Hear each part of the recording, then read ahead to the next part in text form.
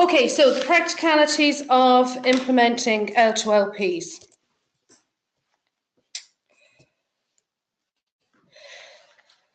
So we're obviously talking about the level two learning programs and the L2LPs this evening because they're a component now of the junior cycle.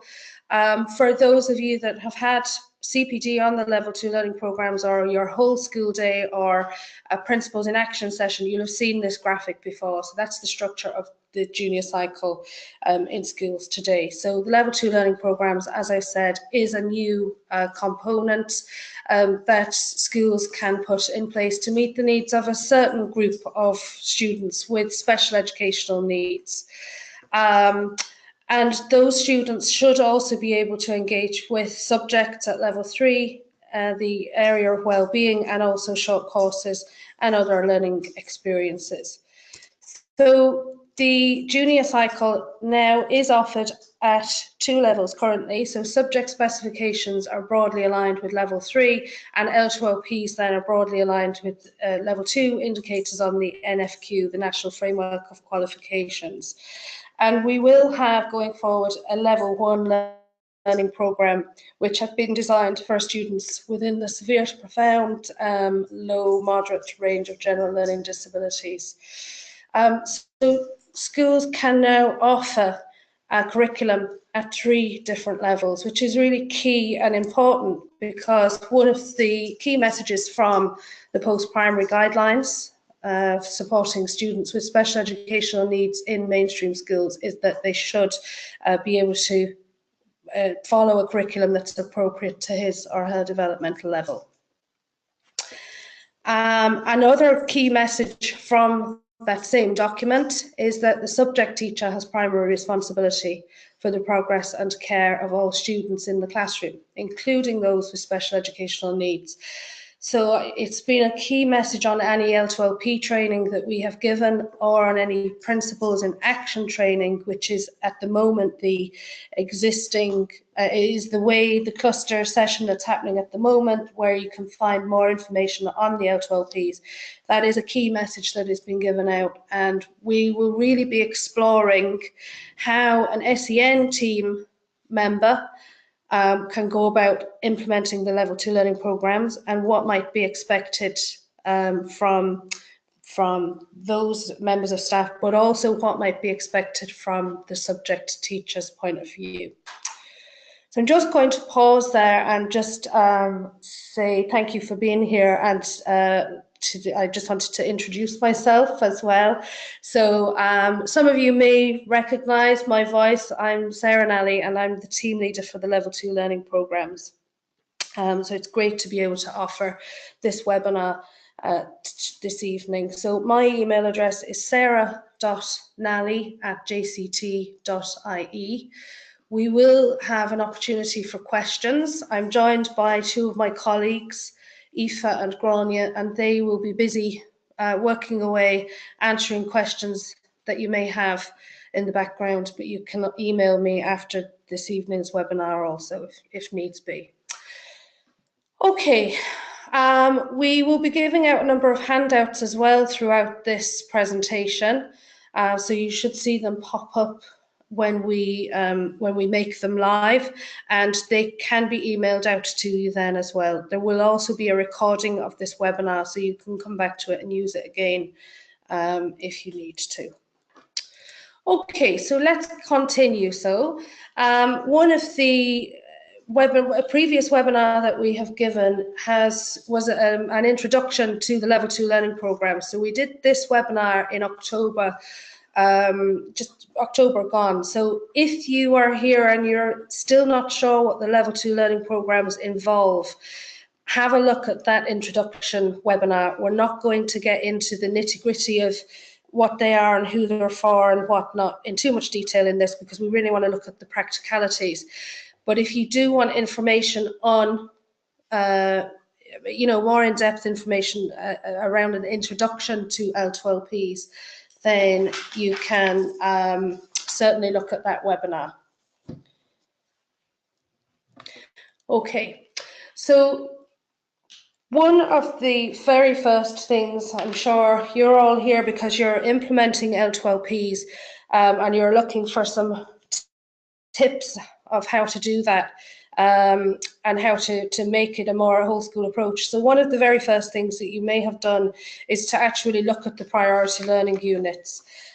We have provided handouts. There is one handout in particular that gives you links to all the different documents that we're referring to, and they're at the top of the screen. You have like a grey banner at the top of your screen there with icons. So one of them is, it looks like a page. When you click on that page, you should see 4 different handouts there. So if you download those, the links to the websites referred to in the L2LP webinars gives you all the links that, to documents that we're referring to in this presentation. So on that page is a link to the PLU booklets. So the PLU booklets will take you through the priority learning units and the learning outcomes within that PLU. Okay, so just a very quick reminder, the PLUs are communicating and literacy, numeracy, personal care, living in the community and preparing for work. So these are the priority learning units that students can now be engaging with in schools as part of their junior cycle. So who are the level 2 learning programs for? For those of you that have been to training before, they were designed for students with a low, mild, high, moderate range, general learning disability. So the special needs of these students are such as to prevent them from accessing subjects and short courses that are offered at junior cycle, as we said, that are broadly aligned with the level 3. So students, despite supports, despite team teaching, despite differentiation, despite supports that you've put, maybe withdrawal, despite all of those supports, if a child is still struggling with the content at level 3, then you may look to the level 2 learning programs and the PLUs. So the assessment of PLUs is school-based. A portfolio of evidence will be completed by students, created by students, and that is really how you're going to judge whether students have engaged with the PLUs and whether they've achieved the learning outcomes within them. And in terms of the JCPA, the Junior Cycle Profile of Achievement, and what is recognised on that document that all students will receive at the end of their junior cycle, in relation to the PLUs, the priority learning units, it will state whether that PLU has been achieved or it won't be there. Okay, so the JCPA, the Junior Cycle Profile of Achievement, is real. It's there to show the success and the achievements of all students. Okay. Now that's very, very quickly just going through what the L2LPs are made up of, the 5 priority learning units, who they were designed for and who should have access to them currently in schools, and how they are assessed. Okay, so as I said, we're not going into the nitty-gritty. Have a look at the introduction webinar and it will give you much more information. Okay, here we have a sample of a JCPA, so the Junior Cycle Profile of Achievement, which we were just talking about. And as you can see, this is what we're aiming for our students. We would like them to receive a Junior Cycle Profile of Achievement that is as rich and as full as possible. And as you can see here, we have a student who has engaged with content and subjects at level 3 and also content at level 2. Okay, and that is totally okay and expected and encouraged that students can engage with content within the junior cycle that's appropriate to his or her level. And that's really going to help promote the strengths of the child. So with this in mind, we want to see students engaging with as much as possible. So let's have a look at how we can make that possible. So for any of you that were on an L2LP session before, you will have seen this, I suppose, this journey. You'd be very familiar with this journey if you are a member of an SEN team, maybe special education teacher or the coordinator. This is the process that you go through to support the needs of students with special educational needs or additional learning needs in your schools. So we're going to just break it down into steps, and then we'll look at the templates, and you can ask questions then as we go through and look at the templates that could be used to help you with each of these steps. So number one is it's about identifying the strengths and needs of students and using the continuum of support. We're then looking at how we can document those supports. So we identify the needs and we meet the needs then, and we document how we're doing so using the student support file. And we look then at creating a junior cycle plan for a student. Okay, so it's at this stage where we're teasing out and building that profile up of the student. What is he or she actually going to follow and focus in on? So once we have an idea of what he or she is going to be doing, we can then look at the timetable and how we organise the timetable. And yes, management have a huge part, a huge role at this stage of providing for the students. It's worth noting here as well, for those of you that haven't seen this yet, PLUs can now be added to a student's record on Peapod. So again, there's a link on the handout, a link to the education website or the department website, where there's a user guide and it talks you through exactly how to do that. So we're just raising it there.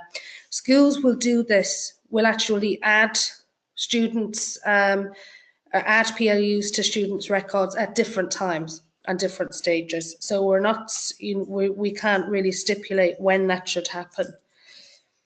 Okay, once we know what a student is going to be following and where he might be following it, then we have to look at the PLUs ourselves, and we have to work out, well, is he going to do all 5 PLUs? Is he going to do 3 of the PLUs? Is he doing all 5, but he's focusing in on one element in particular? So that is all about designing an individual level 2 learning plan. There is guidance on that in the big L2LP guidelines, which you can access on our JCT website, and also curriculumonline.ie, which is the NCCA's website. And on that website, you'll find all the specifications for all the subjects that have the new junior cycle specifications, and also the level 2 learning programs and short courses. So we have to get to grips with the PLUs to get an understanding of what students are going to be focusing in on, and we'd be able to acknowledge then where those PLUs might happen, where those learning outcomes might be achieved and experienced. So they could be in a mainstream class, they could be in a support class, but you would get an idea, having organised your timetable and created your timetable and building this individual level 2 learning programme, which members of staff you are going to collaborate with and work with. So you liaise then with those team members, with the teachers that will be following the level 2 learning programmes, and inform, collaborate, support them in sorting out which level 2 learning programmes they will take responsibility for. At this stage, it might be a good idea for you to register for the planning tool. So we will talk about this in a little bit. But the planning tool really is an online toolkit that is hosted by the NCCA, and it's really where you can document who is doing what, which learning outcomes with students. Again, I'll talk to that in a little while. So you've acknowledged what a student's doing, which PLUs and which learning outcomes he's working towards, and who he is doing those with. You continue then as the SEN team member to collaborate and support teachers as they are engaging with students with special educational needs in their classrooms. And you may decide then to devise a framework for that information giving, or that collaborating, time to collaborate, or a time frame for when you're going to gather evidence and when you're going to review progress. And we will look at that again later on in the presentation. So I would say for most of us, this is quite a familiar pattern journey that we'd be used to working in this way in supporting students with special educational needs. It's just for some of the students now, we'll be focusing in on L2LPs as the content that the students are working on. Of course, it's not just your responsibility, your individual responsibility, it's a whole school approach, and management have their role to play. This special educational needs team and set teachers have their roles to play. Students and parents have their roles to play, as do subject teachers. So it is a whole school approach. So just in relation to the first and second steps there that we referred to as part of that journey, the identifying needs and meeting needs, this information is taken from the post-primary guidelines for supporting students with special educational needs, and the NCSE have created a toolkit for that. Again, the link is in the handout for you, that talks you through that three-step approach. I'm sure it's something that you're all very familiar with, and we're not going to go into it in this webinar, but the NCSE there have done the toolkit, and it's well worth accessing and using. That same toolkit will identify the student support file that we mentioned. So again, a useful document. It's a suggested template. You don't have to use it, but it's there for you to use. And the link is there either on the PowerPoint itself or in the handout that you can access as well. So L2LPs can happen in mainstream classrooms, support classes, base classes such as special classes or ASD spaces, and other areas such as the canteen, extracurricular activities that may be happening in the school, sports teams, the community, and so on and so forth. So it might look something like this. Now, this is one example of a timetable. We do have other examples of timetables up on our website, but for the purposes of this webinar, we're using this graphic. So as you can see here, the student that's following the Level 2 learning programme is also following subjects at Level 3, and those are the yellow boxes. So he is accessing art, craft and design, woodwork and home ec, and as you can see at the bottom, he's doing so with supports. The blue boxes then are support classes. So he's been withdrawn and he's working in small groups or one-to-one tuition, and within that time he's working on PLUs and actually short courses, so the Level 2 short course, Caring for Animals. But for the most part there, you can see he is in mainstream classrooms, mainstream subject areas, but he is working on PLUs. He's working on learning outcomes from the PLUs. So that is an example actually of a real timetable. And as you can see, the student is accessing both Level 2 and Level 3 in support and mainstream classrooms. So how do we oversee all of that, and how do we coordinate all of that? You may decide, and really ought to have, a plan. You will have, as you've been building the profile for your students, you will have an idea of which level of junior cycle he or she is accessing, and remember, he can be doing Level 2 and Level 3, but a template such as that, which is accessible via that link, might be useful for you to just have an overview, one document, an overview of what the student is engaging with. So we have the PLUs, we also have space for other learning experiences and the short courses that the student is following, and subjects that he or she is working towards. And this is what this webinar really is all about, giving you templates, giving you the documents that you might use to make the implementation of L2LPs in your schools that little bit easier.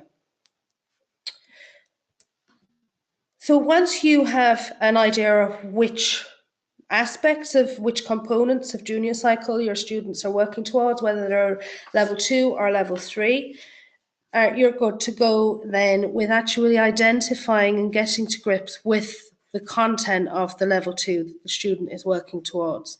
So this is certainly something that I would suggest SEN team members do, and definitely, most definitely, something that subject teachers also do. One activity that we've done on our L2LP sessions and Principles in Action sessions is this. It's quite simple, but quite clear and concise, and you can see straight away how much of the PLUs you can be covering in different subject areas or support classes.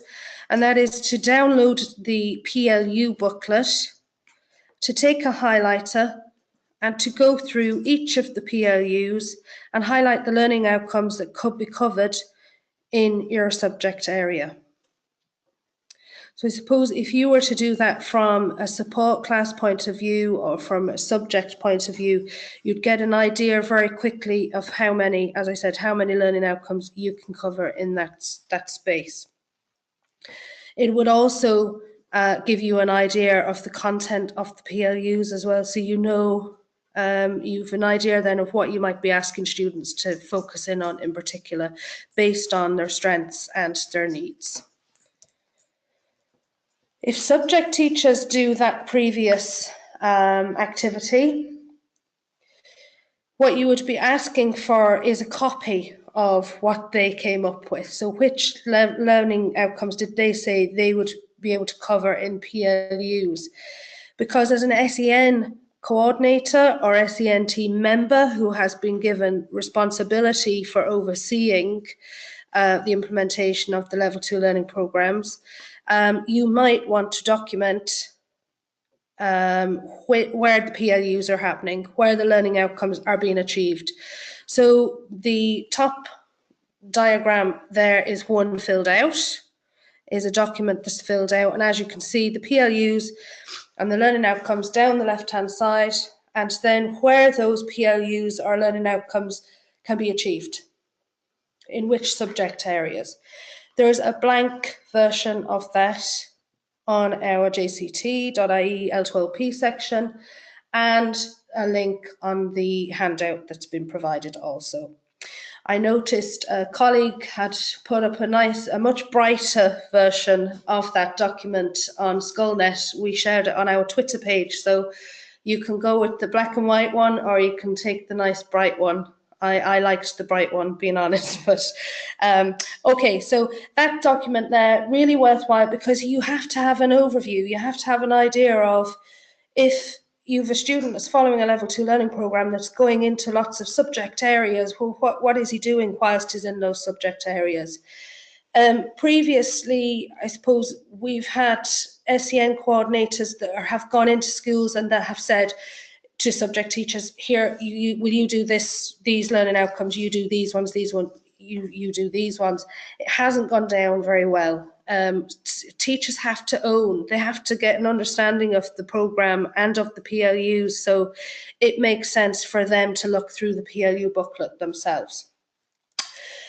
The toolkit, I mentioned it earlier, the toolkit essentially is this online. The toolkit is hosted by the NCCA, and it enables SEN teams and teachers to generate learning programs or an overview of the PLUs that a student is following. And they can then print out that learning program. Okay, so again, it is a really, really useful tool. You don't have to use it, but if you would want to have a look and explore it in a little bit more detail, that's the link for how to access it. There is a help button at the top right-hand side that talks you through how to register for the toolkit, and then all the different, a document that explains all the different roles. So the principal's role, the teacher's role, and so on and so forth. So really, really helpful document. We also have a screencast done of the toolkit in action that starts from, it starts explaining how you can use the toolkit once you're registered. If you've any other questions on this, please do come back to me by email, but there will be more training on this going forward. So we've already spoken a little bit about a teacher's journey. Everything up to now has been what SEN coordinators or SEN team members are set. Special education teachers may be involved in doing. What about teachers? So if we're seeing L2LPs in mainstream classrooms, what might their journey look like? So it's very similar. The first thing that they're going to do is look at the PLUs and identify the learning outcomes that can be covered in their subject area. And again, it's better that subject teachers do that themselves rather than being told what to do. The next thing to do would be to make links between the PLUs and the learning outcomes within the PLUs and the subject specifications.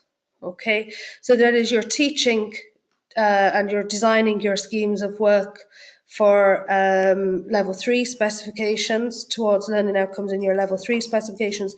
You're doing, you're working towards level 2 learning outcomes at the same time. So it's not a separate program, it's not an add-on program. They can happen at the same time in the same classroom, which is why subject teachers have to take ownership of looking through the PLU booklets, because you guys know what you're teaching and when you're teaching it.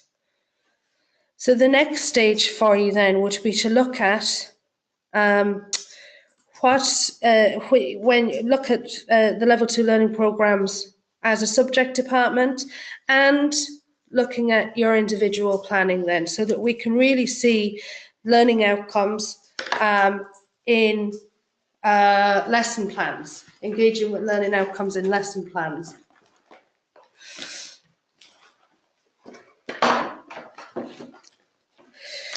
I'm going to show you a couple of templates for those coming up in a little while. Okay.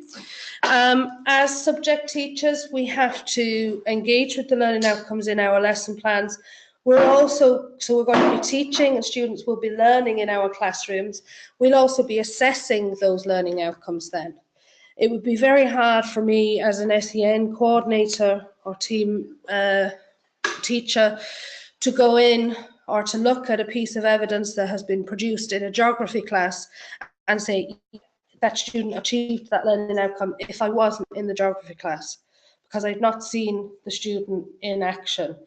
I didn't see the work being produced. So subject teachers have to be responsible for the assessing of learning outcomes as well. So in doing that, they will be involved in gathering evidence, because the evidence, remember, for the portfolio is how we know that students have achieved learning outcomes.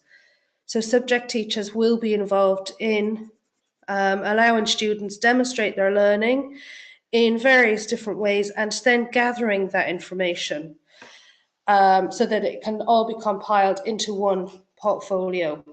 I know one of the questions that we often are asked on the ground is, who is in charge of overseeing that portfolio? Whose job is that? Well, I would say that it's everybody's job, in that it's everybody's job in creating the evidence for the learning outcomes, but that the portfolio would be stored in one central place. It wouldn't make sense for a student to be carrying around a portfolio from lesson to lesson, that it would be stored in one place in particular. And this is one of those systems that we mentioned where you might create a time frame of when you're going to gather that evidence. So does the subject teacher have a tray in the classroom, and the evidence gets put into that tray, and then it's brought up to the SEN room or wherever the portfolios are at particular times during the year? Or can the teacher have access to the portfolio ongoing throughout the year? These are things that you need to look at and see, do you need to put timeframes and systems in place? But definitely one central place, and portfolios, we will talk about those in a little while as well, so I'll come back to that later. Subject teachers should be prepared to have a conversation about student learning and about evidence in the student portfolio. So, you know, you could decide at the end of every year to have a review and to have a look, a check-in at the student's portfolio. You could decide to do that at the end of 3 years, but it would be important that those teachers that have been involved with teaching the Level 2 learning programmes, they are involved in that conversation. Okay. So again, similar to the SEN team's journey, a teacher's journey, it shouldn't be a lonely journey. It should be a whole school collaborative approach, and they should, and I know they already feel supported by what SEN teams are doing, and that should continue. More often than not, out on the ground, when we have looked at PLU booklets with subject teachers, they're delighted to get the PLU booklet and to actually have a programme that they can now follow with students in their classrooms, rather than pulling things out of thin air or ignoring the students, or doing work that's really not appropriate. They've actually been thrilled to get the PLU booklet. So,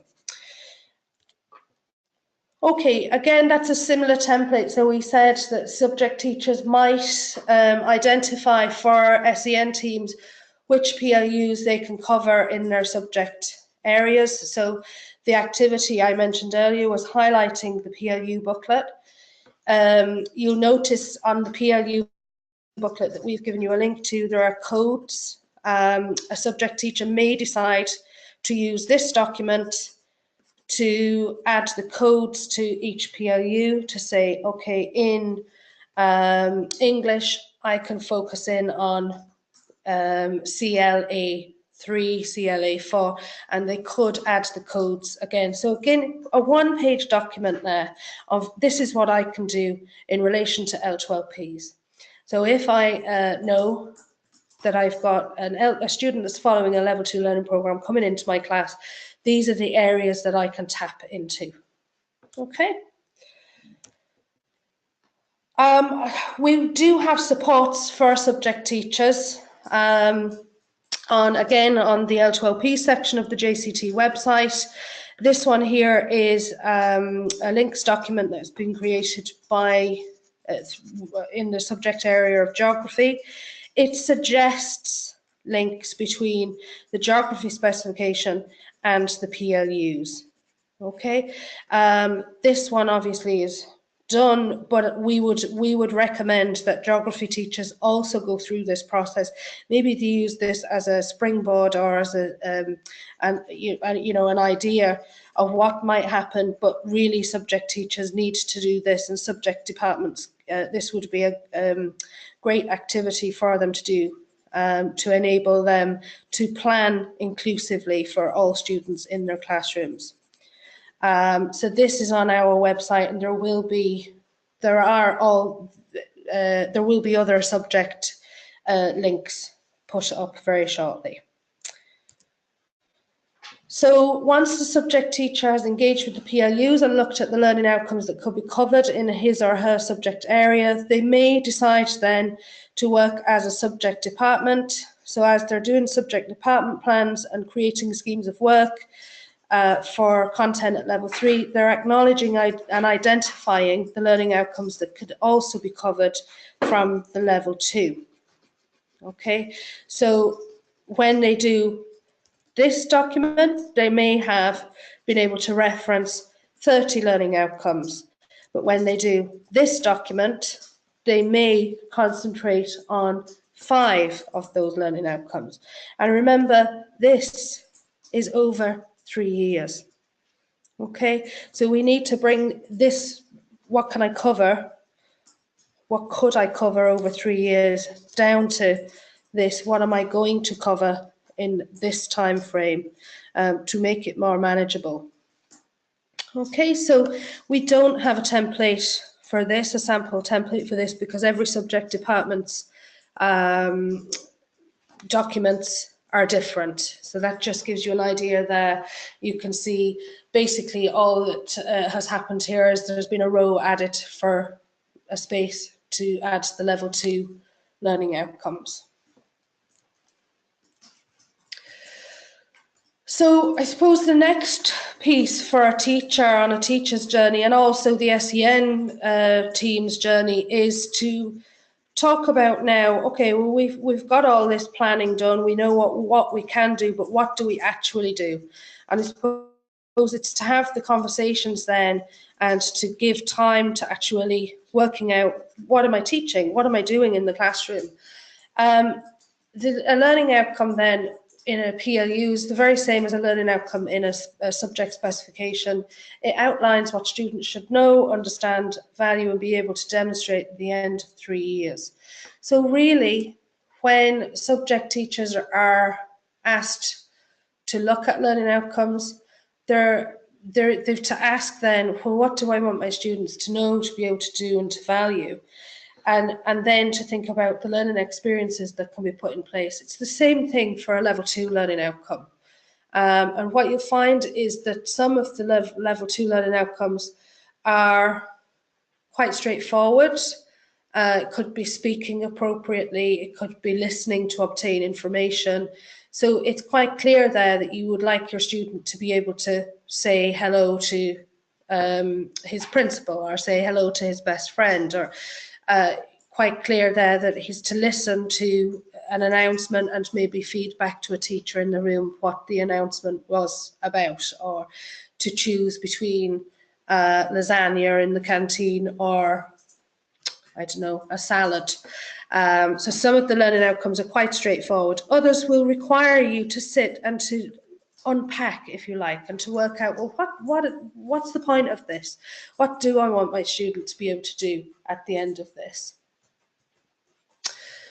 Okay, so there will be further support in that area, and I suppose this is something, again, that SEN teams are already doing in schools, supporting subject teachers to engage with students in their classrooms and to make learning happen for them in the classroom. We, as the L2LP team, will certainly be looking at how we can support both SEN and subject teachers on the ground in this area. There are sample lesson plans on curriculum online underneath the level 2 section, and we will also be sharing learning experiences that have been designed by teachers on the ground as part of L2LP and peer sessions.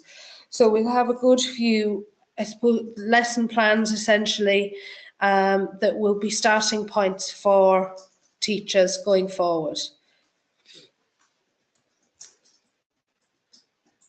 Okay, so we talked about teaching and planning and teaching and learning, and then the assessment. So we already know that assessment of PLUs is school-based, and that we all have to have an involvement in this. We all have to be involved. If we're teaching L2LPs, if we're teaching PLUs, we need to be assessing PLUs as well. So as we're assessing PLUs, we'll be looking at different types of evidence, and there's some different, there needs to be a variety of evidence in portfolios. If it's all worksheet based, I'd be worried. I think some of the learning outcomes are action, skills-based learning outcomes that wouldn't warrant a worksheet. It would almost be a piece of paper for a piece of paper's sake. It doesn't mean, though, that you're going to whip a camera out and take pictures and follow students around with videos either. It has to be authentic, it has to be real, and it has to be purposeful. But do remember that a portfolio is what we're using at the end of the day to judge whether a student has achieved learning outcomes or not. So if a video or a blog is the best way of demonstrating that, then we should really strive to provide that opportunity for students. So we can have worksheets, we could have video, we could have audio, we could have photographs, we could have worksheets, we could have teacher observation. Again, not too much of that, because we want to be able to see students demonstrating what they are learning and what they are achieving in their portfolios. So it does mean portfolios can be a hard copy, or they could be an e-portfolio in the cloud, and we will talk about that very shortly. Okay, so what do the L2LP guidelines say about evidence and judging evidence, judging pieces of work? So they talk about teachers designing learning experiences and assessment tasks to generate evidence of learning, okay? And they talk about features of quality that are used then to judge whether a student has achieved that learning outcome or not. And they talk about that piece of learning, that piece of evidence, and documentation of the features of quality being put into the portfolio, and it's that is used then to judge whether the student has met the requirements for the level 2. Okay, now again, this is way down the line for some of you. We're giving you a heads up so that you know kind of where you're going, and there will be further support in this area also. Okay, but just so it's to give you an idea of how important the portfolio is and how important the teaching, learning and assessment is as one kind of task. We're often asked, is it my responsibility to gather the evidence, or will the person that's doing the support class, will that person do it? No, it has to happen. It has to be meaningful, as I said, it has to be authentic. So it has to happen it has to happen wherever the student is demonstrating their learning. So if that's a support class, that's a support class. If it's a mainstream subject area, it's a mainstream subject area. Okay, so as I said, we will be providing further support on features of quality and on evidence, okay? The portfolio, because you'll be building this up from the offset, just to give you an idea of what that might look like. So as we said, you could have a hard copy portfolio, you could have an in the cloud portfolio. They're usually divided into 5 PLUs, into sections, 5 PLUs, or a section for projects. So if you're doing cross-curricular projects, or you could have the portfolio split into subjects. It's a school-based decision. There isn't a one-size-fits-all standard-looking portfolio. So it really is up to you. You will have a checklist, though, as in a contents page, so that you know how the portfolio is set up and what it contains. Some schools have decided to use a folder per PLU. That's totally fine. As you go forward, you'll probably find one double arch lever file would suffice. Otherwise, storage becomes an issue, as in where you're even putting the folders. A portfolio obviously contains evidence that shows achievement of a learning outcome. That might sound self-explanatory, but I suppose what you'll find is the student is working away on PLUs and generating lots of pieces of work, lots of photographs or lots of worksheets or reflections. Does that all go into the portfolio? No, you might have 2 folders. You might have a class work folder and then a portfolio of evidence. So one way that schools are, I suppose, differentiating between the work that goes into each folder is As a piece of work is completed in a class, it's given a code. Teacher, whoever is responsible for overseeing that piece of work, puts their name on it or initials it or signs it or something.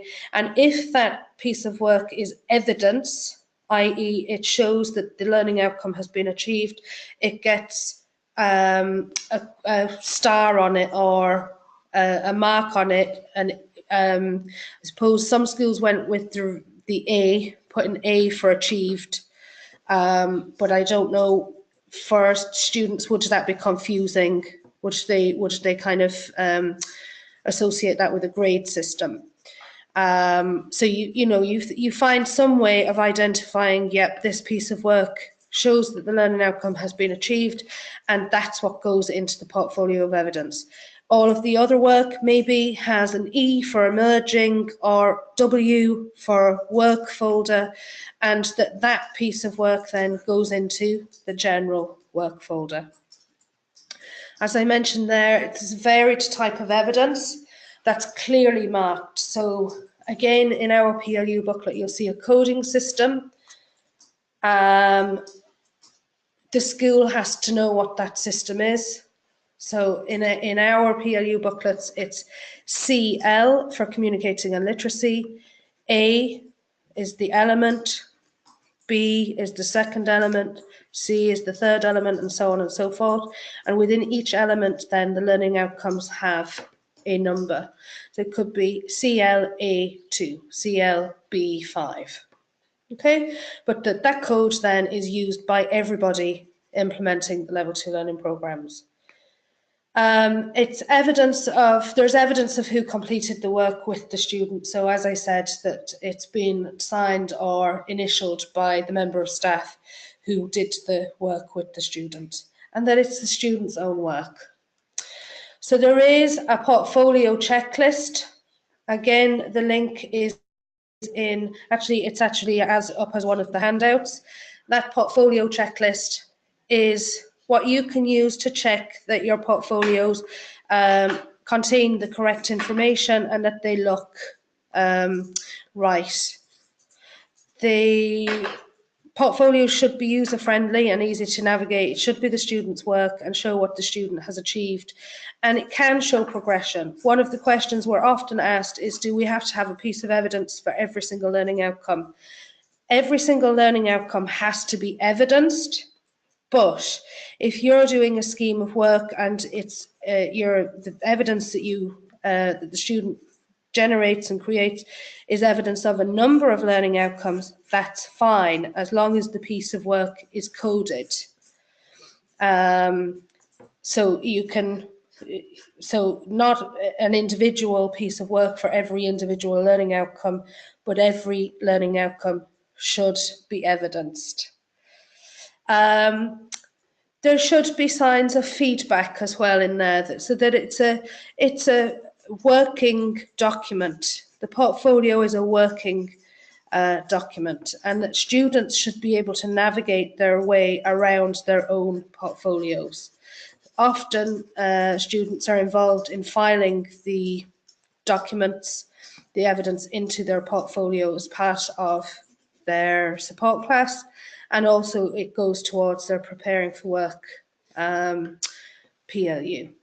So you can see from that document there, it's just questions, just check-in points of, is the evidence coded, is it dated, is there a varied type of evidence, is there an indication of which PLUs have been achieved, and so on and so forth. Okay. So some of the ways that you may track the learning outcomes that have been achieved in classrooms. You could use the teacher assessment checklists. The link is on the handout. They are available on our website, JCT. There is also a student assessment checklist that students can use for self-assessment, and they are written in student-friendly language, and they're quite similar to JCSP statements in that it's I've started, I still need help, so on and so forth. Okay, so 2 checklists there. Often they are put at the start of a PLU section in a portfolio, or a subject teacher will highlight which learning outcomes he has covered or she has covered, and that goes at the start of the subject subfolder so that we know that the following evidence meets these learning outcomes. So it's a kind of a contents page, a PLU contents page. There's an overview tracker as well, which you'll find essential as you come towards the end of the Level 2 learning programs. And that is basically, it's going to highlight whether the majority of learning outcomes have been covered by students. So you'll see each PLU is there, and you would highlight that, yep, this portfolio contains this evidence, and that you can then at a glance see whether the majority of learning outcomes has been covered within each element of the PLU before you can say, yep, that PLU has been achieved. So again, that's added as a separate handout. Okay, as we said, the toolkit is also a place where you can identify which learning outcomes students have worked on and who they've done them with, and then you can print off that document. Teachers can also identify whether learning outcomes have been achieved, and you can print off a Word document or PDF document of that at the end of the 3 years also. So it really depends whether you want to do your own hard copy or whether you want to use the online planning tool. Okay, we do have some sample portfolios on our website again. So we've got a Weebly site, Google Sites, and then Seesaw. This is actually a video, a screenshot of a video that we have on Seesaw, which is what a few schools have started to use as their e-portfolio for students that are engaging with Level 2 learning programs, because the students can actually use that. It's that user-friendly. Students can actually use it as well themselves. So just a couple of sample e-portfolios there for just to give you a heads up of where you might go in relation to those. In terms of storing evidence then, and that whole area of data protection and digital media, schools should continue to follow the policies and procedures that are existing in schools, in their own schools, in relation to the storage of videos and photographs. We're nearly there. We have also a couple of documents, again, attached as handouts that will allow you to have a look at this idea of creating a time frame or a timeline, a system of what you might do when. So as you can see from this one, we have year 1, year 2, and year 3, September to June, and the different things that you might do. Again, it's suggested because every school is going to do it different, and there isn't, because it's basically based on the needs of the students and how many students you have and so on and so forth. But I suppose it highlights some of the key tasks that would be involved in implementing the Level 2s. So you're going to have your student and parental consultation.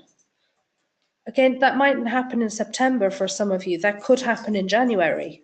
Depending on the system that you have in place in school, you could be allowing students trial or try out or do first year before making a decision that actually we're going to focusing on some of the Level 2s. For those of you that are in special classes, you might know before the child gets to you that this child will be focusing in on the Level 2 learning programs. So you can see why it's very difficult to give a set time frame that every school should use. You're going to go through the process of sharing plans and working on goals with teachers and planning, as we talked about earlier, and collating that information of who's doing what with the students. you could decide to put in place a review process that's ongoing. So rather than wait until the end of the programme and 3 years down the line taking out a portfolio and trying to work out whether everything has been done and so on and so forth, that you put a system in place that monitors and reviews progress on a more ongoing process. It's going to help develop that whole school collaborative approach, but it is also going to be more meaningful for the student, because if they're given that opportunity to check in and talk about and speak about what they've done so far, it will make learning more meaningful and authentic. So the other things then, you'll see there, short course classroom-based assessments. We haven't touched on short courses at all. Again, there will be more support on this going forward, but that will have to be featured somewhere. Obviously, the classroom-based assessments for short courses, level 2 short courses that students are doing, more often than not happen in year 2 and year 3. The other important thing there to say is in June, you might look at doing a showcase of work. A lot of schools have done that, and it's a time for students to celebrate what they've done as part of their level 2 learning programs, and to be affirmed, and for schools to be affirmed that, yeah, this is what we've done for this student and what this student has achieved. It's a really lovely experience. You will also see that in year 4, that in September it says in-school statement of results. So if a student hasn't engaged with any subjects at level 3, you'll need to do an in-school statement of results for what they've done at level 2, because they won't get that piece of paper that everyone else is getting from SEC, from the State Exams Commission, because the level 2 doesn't have any involvement with SEC. And then the profile of achievement will be provided. We're going to finish just with this. It's a sample of a document that you might use when having a conversation about the evidence and the portfolio, the content of the portfolio. Again, this is on our website. It's an opportunity, we would say, for a small group of teachers to come together to discuss the content of the portfolio, so that it doesn't fall down to one person, that if a few teachers have been teaching the student and working towards the level 2 learning programs, that they would get an opportunity to have an input. Again, involve the student, give the student the time to come in and talk about some of his or her favourite pieces of work, or to show some photographs on the iPad,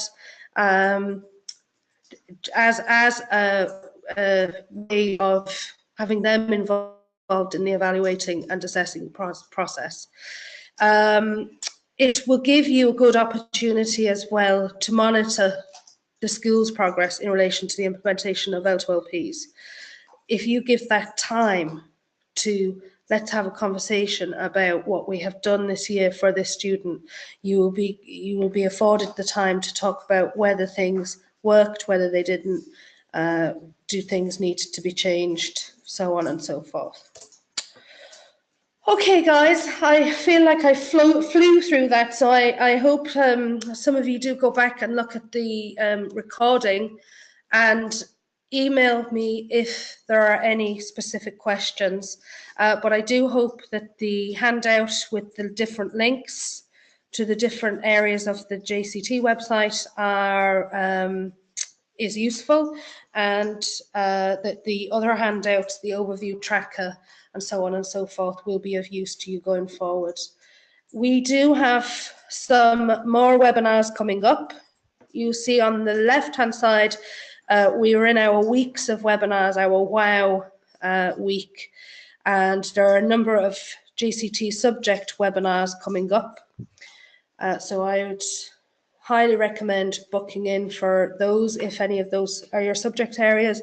We'll also have more L2LP webinars in the area of creating and sourcing resources, hosting that review. So that last document that we looked at, what might that look like? What does that involve? And then having a look at how we can celebrate the successes of students following a Level 2 learning programme. So I really hope that you log in and book in for one of those sessions as well. We have a Twitter handle, L2LP Twitter handle. We keep that up to date daily with useful documents and pieces of research, photographs of examples of work, you name it, we try and get it up there as a way of supporting and sharing resources. So we really recommend that you follow us on Twitter. And I don't know how many times I said jct.ie, but that's jct.ie. It really is the go-to place for any information, any templates, any documents, copies of presentations that we have given in the area of L2LPs. So it is really worthwhile having a look through jct.ie. So I would like to say thank you very much for checking in, and before I close down this webinar, I'm going to just leave it open for 5 minutes in case there's still questions coming in, and then we'll be logging out and saying good evening. Stay safe on the roads over the next few days, and we look forward to meeting you again at some stage. Thank you for listening.